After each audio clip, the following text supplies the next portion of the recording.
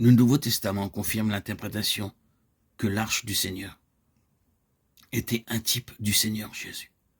Nous ne voulons pas le prouver par l'Écriture, mais c'est ainsi. Ce n'est pas une interprétation fantaisiste. L'arche typifie Christ. La grande transition allait être faite. Et comment est-ce qu'elle serait faite? L'arche de l'alliance du Seigneur de toute la terre va passer devant vous dans le Jourdain, Josué 3,11. Il y aura entre vous et elle une distance d'environ 2000 coudées, Josué 3,4. Il n'est pas possible d'estimer exactement ce qu'était cette distance, parce qu'il y a 3 sortes de coudées dans la Bible, et nous ne savons pas de laquelle il s'agissait en l'occurrence. Mais la plus petite mesure permet d'estimer qu'il y avait plus d'1 kilomètre qui séparait l'arche du peuple.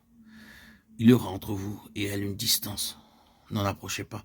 Gardez cet espace entre vous et elle. Pourquoi cela? Pourquoi ce grand espace? Cela ne parle-t-il pas en premier lieu de la grandeur de Christ dans la mort? Car il est dit ici, entre parenthèses, le Jourdain regorge par-dessus toutes ses rives tout le temps de la moisson, Josué 3,15. Et c'était précisément la période. Le Jourdain submergeait toutes ses rives. C'était une vaste inondation. Il débordait au-delà de son lit, se propageant lui-même au dehors en toutes directions. Et nous savons fort bien que cela parle des eaux de la mort et du jugement. Cela parle de la croix du Seigneur Jésus. Et il se dresse dans ses flots au sein de cette puissante inondation du pouvoir de la mort. Ferme dans cette position tout au centre, ferme dans sa profondeur, sa longueur et sa largeur en arrêtant les flots.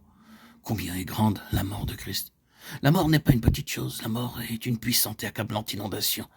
Il en a sondé ses profondeurs, il a pris la mesure et en mourant, il a détruit la mort. Il est là, il demeure debout dans la mort. La mort a perdu son pouvoir, la mort est rejetée en arrière. Il interdit à la mort d'aller plus loin.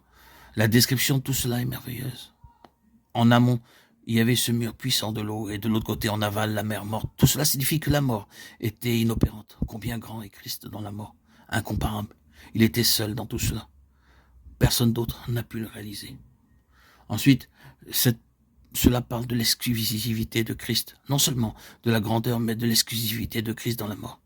Il n'y avait aucune autre comparaison possible. Oh, quel blasphème de parler de la mort, même de celle du plus héroïque soldat donnant sa vie pour son pays, comme étant comparable à la mort de Jésus.